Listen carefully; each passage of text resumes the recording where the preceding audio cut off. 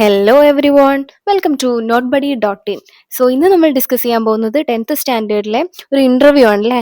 Interview വിത്ത് ശ്രീ അരുണാചലം മുരുകാനന്ദം. നമുക്ക് പെട്ടെന്ന് തന്നെ ഇന്റർവ്യൂ ക്വസ്റ്റ്യനിലേക്ക് കിടക്കാം. Who is Arunachalam Muruganandam and what is he famous for? ആരാണ് ഇദ്ദേഹം, എന്തിനു വേണ്ടിയിട്ടാണ് അദ്ദേഹം ഫേമസ് ആയിട്ടുള്ളതെന്നാണ് ഫസ്റ്റ് ക്വസ്റ്റ്യൻ. അരുണാചലം എന്ന് പറഞ്ഞാൽ ആരാണ്?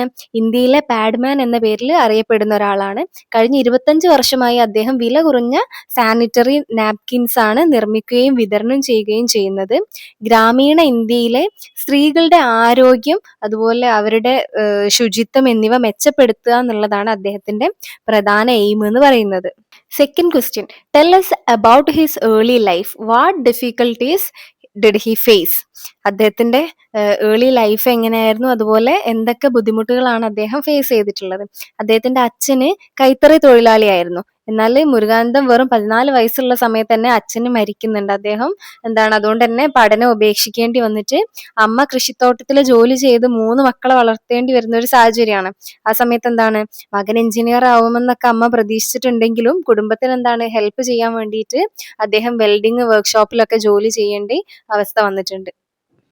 ഇനി third question, what made him start thinking about sanitary napkins? എന്ത് കാരണം കൊണ്ടാണ് അദ്ദേഹം ഈ ഒരു സാനിറ്ററി നാപ്കിൻസിനെ പറ്റിയിട്ട് ചിന്തിക്കാൻ സ്റ്റാർട്ട് ചെയ്തത്? അതിനുള്ള ആൻസർ, 21 വയസ്സിലാണ് അദ്ദേഹം വിവാഹിതനായത്. അതിന്റെ ഭാര്യ ശാന്തി ഈ ഒരു പീരീഡ്സ് ടൈമിൽ ഈ പഴയ തുണികൾ ഉപയോഗിക്കുന്നതായിട്ട് അദ്ദേഹം ശ്രദ്ധിച്ചു. അത് വില കൂടിയതിനാൽ നാപ്കിൻസ് വാങ്ങാൻ കഴിയില്ലായിരുന്നു. ഇത് കണ്ടപ്പോഴാണ് സ്ത്രീകളുടെ ആരോഗ്യം, ശുചിത്വം എന്നിവയെ കുറിച്ചൊക്കെ അദ്ദേഹം സീരിയസ് ആയിട്ട് ചിന്തിക്കാൻ തുടങ്ങിയത്. അതാണ് അദ്ദേഹത്തിന്റെ ഈ ഒരു എക്സ്പെരിമെന്റിന്റെ ഒക്കെ starting. How did he do his research? അയാൾ എങ്ങനെയാണ് റിസർച്ച് നടത്തിയിട്ടുള്ളത്? Did he succeed at once? ഒരു തവണ ചെയ്ത സമയത്ത് അദ്ദേഹം വിജയിച്ചിട്ടുണ്ടോ എന്നാണ് ചോദിക്കുന്നത്. അപ്പോൾ അതിന്റെ ആൻസർ നമുക്ക് നോക്കാം. മുരുകാനന്ദന്റെ അച്ഛന് കൈത്തറി തൊഴിലാളിയായിരുന്നു. അതുകൊണ്ട് തന്നെ അദ്ദേഹത്തിന് കോട്ടനെ കുറിച്ച് കുറച്ച് അറിവുണ്ടായിരുന്നു. അതിനാൽ പലതരം കോട്ടൺ ഉപയോഗിച്ച് അദ്ദേഹം ആദ്യം പരീക്ഷണം നടത്തി. എന്നാൽ എല്ലാം ഫെയിൽ ആവുകയാണ് ചെയ്തിട്ടുള്ളത്. അവിടെയുള്ള ആളുകളൊക്കെ ഇതൊരു നിരോധിത വിഷയമായിട്ട് കരുതുന്നതുകൊണ്ട് തന്നെ അദ്ദേഹത്തിന്റെ കുടുംബവും സമൂഹവും എല്ലാവരും അവരെ ഒറ്റപ്പെടുത്താണ് ചെയ്തത്. എങ്കിലും അദ്ദേഹം ഇത് ഗിവപ്പ് ചെയ്തില്ല. ഒരുപാട് ശ്രമങ്ങൾക്ക് ശേഷം കമ്പനികൾ കോട്ടൺ അല്ല ഉപയോഗിക്കുന്നത്, അവര് പൈൻവുഡ് പൾപ്പാണ് ഉപയോഗിക്കുന്നതെന്ന് കണ്ടെത്തി. പക്ഷെ അത് കണ്ടെത്തിയിട്ടും എങ്ങനെ ഈ ഒരു സാമ്പിൾ സാധനം ഈ ഒരു കോട്ടൺ ഫൈബർ രൂപത്തിലേക്ക് ആക്കുന്നതെന്ന് അദ്ദേഹത്തിന് മനസ്സിലായില്ലായിരുന്നു. അങ്ങനെ കുറച്ച് കഴിഞ്ഞ സമയത്താണ് അവരുടെ പെറ്റ് ഡോഗ് ഈ അപകടത്തിൽ ആക്സിഡന്റലി ഈ ഒരു സാധനം ഒന്ന് സ്ക്രാച്ച് ചെയ്തു. ആ സമയത്താണ് അദ്ദേഹത്തിന് ഡീഫൈബ്രേഷൻ എന്ന് പറഞ്ഞിട്ടുള്ള ഒരു ആശയം കിട്ടുന്നത്. അതായത് എങ്ങനെ ഈ ഒരു സാധനത്തിനെ ഉപയോഗിക്കാൻ പറ്റുന്ന കോട്ടൺ രൂപത്തിലേക്ക് ആക്കാൻ പറ്റുന്നു എന്നുള്ളത് മനസ്സിലായത്. അതായിരുന്നു ഒരു മെയിൻ ടേണിംഗ് പോയിന്റ് എന്ന് പറയുന്നത്. Why did he start working on machines? എന്തുകൊണ്ടാണ് മെഷീൻസിൽ വർക്ക് ചെയ്യാൻ സ്റ്റാർട്ട് ചെയ്തത്, അല്ലെങ്കിൽ മെഷീൻ ഉണ്ടാക്കുന്നതിനെ പറ്റിയൊക്കെ ചിന്തിച്ചത് എന്തുകൊണ്ടാണ്? അതിന് ആൻസർ പറയുന്നത്, വലിയ കമ്പനികളുടെ മെഷീനുകൾക്ക് കോടി രൂപ ചെലവായിരുന്നു. അതുകൊണ്ട് തന്നെ പുവറായിട്ടുള്ള നാപ്കിൻസ് ഒരിക്കലും വില കുറഞ്ഞ് ലഭിക്കൂല. യഥാർത്ഥ ആവശ്യം വില കുറഞ്ഞ ലളിതമായിട്ടുള്ള മെഷീനാണെന്ന് അദ്ദേഹം തിരിച്ചറിയാണ്. അതുകൊണ്ട് തന്നെ അയാൾ ഒരുപാട് ശ്രമിക്കും, തോൽക്കും, പിന്നെയും ശ്രമിക്കും, തോൽക്കും. അങ്ങനെ അദ്ദേഹം 3 മെഷീനുകൾ രൂപകൽപ്പന ചെയ്തു. ഒന്ന് ഡീഫൈബ്രേഷന്, ഒന്ന് കംപ്രഷന്, ഒന്ന് സ്റ്റെറിലൈസേഷൻ. ഇത് 3 വേണ്ടിയിട്ട്. മറ്റേതിനെ വെച്ച് റിലേറ്റീവ്ലി വില കുറവാണ്, എക്സ്പെൻസ് കുറവാണ്. അതുകൊണ്ട് തന്നെ കുറച്ച് പൈസയിൽ അവർക്ക് ഇത് ഉപയോഗിക്കാൻ പറ്റുമായിരുന്നു. Did he get offers from big companies? How did he response? അദ്ദേഹത്തിന് വലിയ വലിയ കമ്പനികളിൽ നിന്നൊക്കെ ഓഫേഴ്സ് വന്നിട്ടുണ്ടായിരുന്നോ? എങ്ങനെയാണ് അദ്ദേഹം റെസ്പോണ്ട് ചെയ്തത്? അപ്പൊ അതിന്റെ ആൻസർ, അതെ, പല ബഹുരാഷ്ട്ര കമ്പനികളും അദ്ദേഹത്തിന് പണം ഓഫർ ചെയ്തിട്ടുണ്ടായിരുന്നു. പക്ഷെ അദ്ദേഹം അത് നിരസിക്കുകയാണ് ചെയ്തത്. പാറ്റന്റ് ലഭിക്കാൻ തന്നെ 13 വർഷം എടുത്തു. ഈ പാറ്റന്റ് എന്ന് പറഞ്ഞാൽ നമ്മളൊരു സാധനം കണ്ടുപിടിച്ചാൽ അതിന്റെ ഒരു അവകാശം, അത് വിൽക്കാനും അത് നിർമ്മിക്കാനും അതിന്റെ കാര്യങ്ങളൊക്കെ ചെയ്യാനുള്ള ഒരു അവകാശം, അത് കിട്ടാൻ വേണ്ടിയിട്ട് ഗവൺമെന്റ് 13 വർഷം എടുത്തു എന്നാണ് പറയുന്നത്.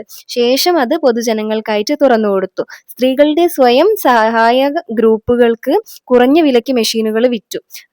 സമൂഹത്തിന് ഗുണം ചെയ്യുക എന്നതാണ് ലക്ഷ്യം, അതായത് ലാഭമല്ല എന്നാണ് പറയുന്നത്. നമുക്ക് നെക്സ്റ്റ് ക്വസ്റ്റ്യൻ നോക്കാം. Why does he promote women's self help groups? എന്തുകൊണ്ടാണ് അദ്ദേഹം ഈ ഏഹ്, സ്ത്രീകളുടെ തന്നെ സെൽഫ് ഹെൽപ്പ് ഗ്രൂപ്പിനെയൊക്കെ പ്രൊമോട്ട് ചെയ്തിട്ടുള്ളത്? ഗാന്ധിജിയുടെ അതിനുത്തരം പറഞ്ഞത് ഗാന്ധിജിയുടെ സ്ത്രീകൾ ഇന്ത്യയെ മാറ്റിമറിക്കും എന്ന ആ ഒരു ദർശനം എന്താണ് അദ്ദേഹം പിന്തുടരുന്നുണ്ട്. ഒരു ദശലക്ഷം സ്ത്രീകൾക്ക് തൊഴിൽ സൃഷ്ടിക്കുകയും വീടുകളിൽ 100% ശുചിത്വം ഉറപ്പാക്കുകയും ചെയ്യുക എന്നതാണ് അദ്ദേഹത്തിന്റെ ഒരു സ്വപ്നം എന്ന് പറയുന്നത്. സ്ത്രീകൾക്ക് സ്ത്രീകളോട് എളുപ്പത്തിൽ ആശയവിനിമയമൊക്കെ ചെയ്യാൻ പറ്റും. കാര്യങ്ങളൊക്കെ കമ്മ്യൂണിക്കേറ്റ് ചെയ്യാൻ പറ്റും. അതുകൊണ്ട് തന്നെ മാസവാര ശുചിത്വത്തെക്കുറിച്ച് ബോധവൽക്കരണം നടത്താനും കഴിയുമെന്ന് അദ്ദേഹം വിശ്വസിക്കുന്നുണ്ട്. അദ്ദേഹത്തിന്റെ രീതിയാണ് ബോധവൽക്കരണം, ലഭ്യത, വിലക്കുറവ്, ഇത്രയും കാര്യങ്ങൾ. Okay. Why does he mean by detail not retail? എന്താണ് അദ്ദേഹം ഈ ഒരു ഡീറ്റെയിൽ അല്ല റീറ്റെയിൽ എന്നുള്ളതുകൊണ്ട് ഉദ്ദേശിക്കുന്നത്? അദ്ദേഹം വിശ്വസിക്കുന്നത് സാമൂഹിക സംരംഭങ്ങൾ വ്യാപാരമല്ല, അതായത് ടേൺ ഓവർ അല്ല, മറിച്ച് എന്താണ് സ്വാധീനമാണ് ലക്ഷ്യമാക്കേണ്ടത്. അതായത് ഇമ്പാക്റ്റ്, അതിൻ്റെ ഒരു ഇൻഫ്ലുവൻസ്, അതാണ് എന്താണ് ലക്ഷ്യമാക്കേണ്ടത്. അതായത് വെറും വിൽപ്പന മാത്രമല്ല, ഓരോ ഉപഭോക്താവിനും എന്താണ് വിശദമായി വിവരിക്കാൻ സ്ത്രീകളുടെ കൂട്ടായ്മകളോട് അദ്ദേഹം ആവശ്യപ്പെടുന്നുണ്ട്. ലക്ഷ്യം എന്ന് പറയുന്നത് എന്താണ്? വിൽപ്പന കൂട്ടുക എന്നുള്ളതല്ല, മറിച്ച്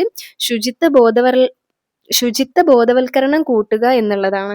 ഇതുവരെ 1363 ലോക്കൽ ബ്രാൻഡുകൾ രൂപപ്പെടുത്തിയിട്ടുണ്ട്. കൂടാതെ എന്താണ് $3/4 ബില്യൺ വരുമാനവും നേടിയിട്ടുണ്ട് എന്നുള്ളതാണ് അദ്ദേഹം പറയുന്നത്. ഓക്കെ, ഇനി നമുക്ക് നെക്സ്റ്റ് ക്വസ്റ്റ്യൻ നോക്കാം. What kind of support did he get from government? ഗവൺമെന്റിൽ നിന്ന് എന്ത് തരം സപ്പോർട്ടാണ് അദ്ദേഹത്തിന് കിട്ടിയിട്ടുള്ളതെന്ന്? അദ്ദേഹത്തിന് IIT മദ്രാസ് നൽകിയ ഗ്രാസ് റൂട്ട് ഇന്നവേഷൻ അവാർഡ് ലഭിച്ചിട്ടുണ്ട്. പിന്നെ ഇത് ഇന്ത്യയുടെ രാഷ്ട്രപതിയാണ് നൽകിയിട്ടുള്ളത്. 2016 പത്മശ്രീ പുരസ്കാരം നൽകിയിട്ടും ആദരിച്ചിട്ടുണ്ട്. ഇന്ത്യൻ പാർലമെന്റ് സ്ത്രീ ആരോഗ്യത്തെക്കുറിച്ച് ചർച്ച നടത്തി സാനിറ്ററി നാപ്കിൻസ് GST ഒഴിവാക്കി. എന്നാൽ അദ്ദേഹത്തിന് ഏറ്റവും വലിയ പിന്തുണ ഒരിക്കൽ വിട്ടുപോയ കുടുംബം വീണ്ടും അദ്ദേഹത്തോട് ചേർന്നു. അതായത് നമ്മൾ പറഞ്ഞിട്ടുണ്ടായിരുന്നു എല്ലാവരും ഒറ്റപ്പെടുത്തിയത്, അത് മാറിയിട്ടുണ്ടായിരുന്നു. അതാണ്. What is his advice to students and to young innovators? അദ്ദേഹത്തിന്റെ ഉപദേശം എന്താണ്, അഡ്വൈസ് എന്താണെന്നാണ് ചോദിക്കുന്നത്. പഠനം വെറും ജോലി കിട്ടാൻ വേണ്ടി മാത്രമുള്ളതാണെന്ന് അദ്ദേഹം പറയുന്നില്ല.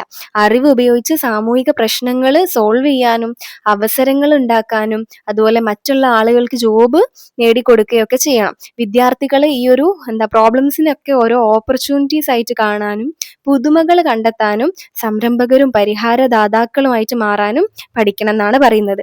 അങ്ങനെയാണ് ഈ ഒരു ലോകത്തെ നമുക്ക് മാറ്റി ഉണ്ടാക്കാൻ പറ്റുക, അതായത് നല്ലൊരു ലോകത്തെ വാർത്തെടുക്കാൻ പറ്റുമെന്നാണ് അദ്ദേഹം പറയുന്നത്. അതാണ് അദ്ദേഹത്തിന്റെ ഒരു അഡ്വൈസ്. ഓക്കെ, ഇത്രയാണ് ഈ ഒരു ഭാഗത്തിൽ നമുക്ക് പറയാനുള്ളത്.